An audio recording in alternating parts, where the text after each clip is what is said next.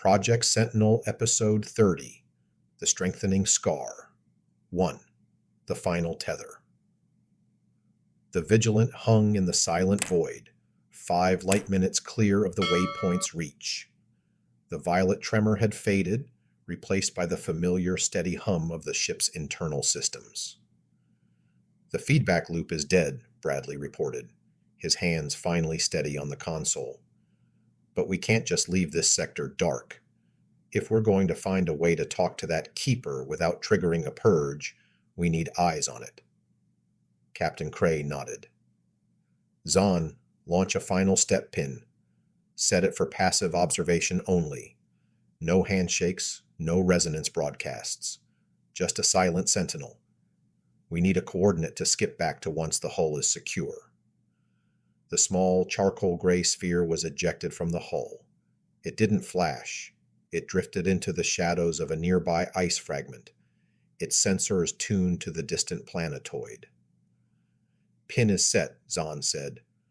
Coordinates locked for our return. Let's get out of here, Captain. The lattice is holding, but I don't like the way the engine housing is vibrating. Calculate the long skip, Kray commanded. Take us home. The bridge was quiet, the only sound the soft ping of the final step pin's passive feed. The crew sat in their stations, the adrenaline of the blind leap still fading, replaced by the bone-deep fatigue of survival. The stars outside were sharp and cold, but for the first time in days, they felt like home. 2. The return to the cradle. The skip was flawless. In the time it took to draw a single breath, the absolute black of the deep water was replaced by the towering 10-story spine of the cradle. On level 10, Ilara watched the emerald flare as the Vigilant occupied the space 5 kilometers out. Vigilant, welcome back. Docking Bay 2 is open and pressurized. We've got the engineering team standing by. The 50-meter patrol craft, small, sleek, and sharp compared to the massive station, maneuvered into the slip with practiced ease. As the magnetic clamps engaged with a heavy, resonant clack, the crew felt the first true sensation of safety in days. The airlock cycled open. Kray stepped out first, followed by Bradley, Zahn, and Miller. The docking bay was alive, lights bright, gantries extended, repair teams waiting with tool rigs and diagnostic scanners. The station's hum felt warmer here, more human. 3. The scar. In the docking bay, Chief Jenks and her repair teams were already on the gantry. As the airlock cycled open, they didn't see smoke or charred metal. Instead, they saw a ship that looked different than when it had left. Zahn and Kray stepped out onto the gantry, meeting Jenks near the aft engine housing.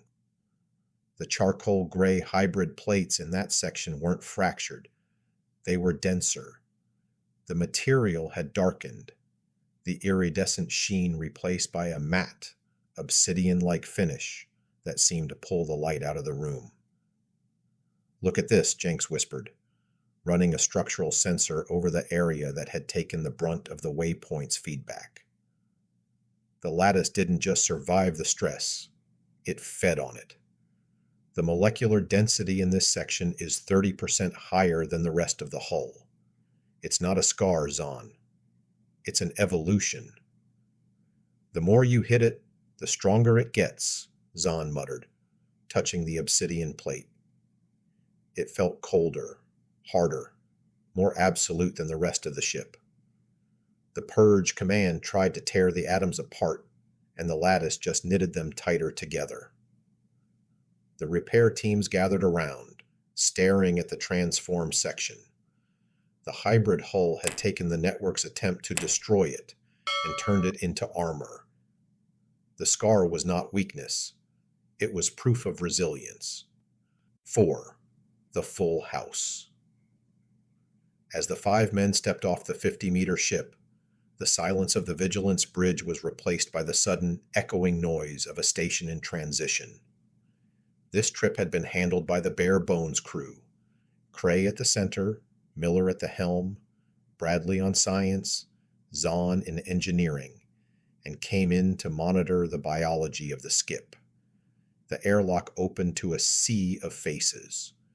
The remaining 4 crew members of the Vigilant, the communications specialist, and the 4-man Marine security detail were waiting at the front of the crowd.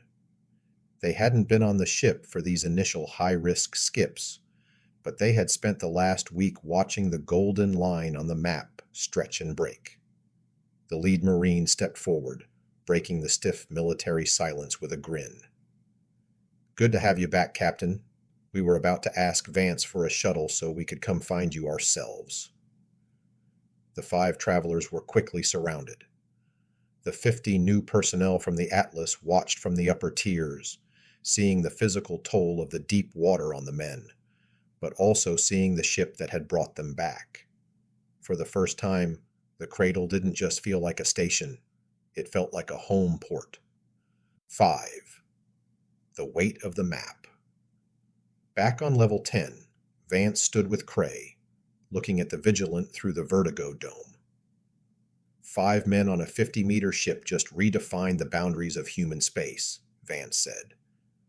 But that wall in the deep water is still there, and the Waypoint knows our frequency. "It doesn't matter," Kray said, looking at his hand. It was still vibrating slightly from the resonance of the skip. "The ship is stronger now, and we have the plates Jenks brought back. We aren't guessing anymore." Below them, on level 5, the crystalline plates were being prepared for a full system analysis. The map was no longer a mystery to be feared.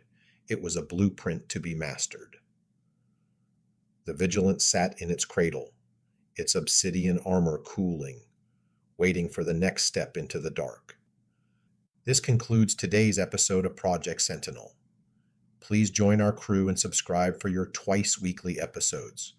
We post each Tuesday and Friday at 1800.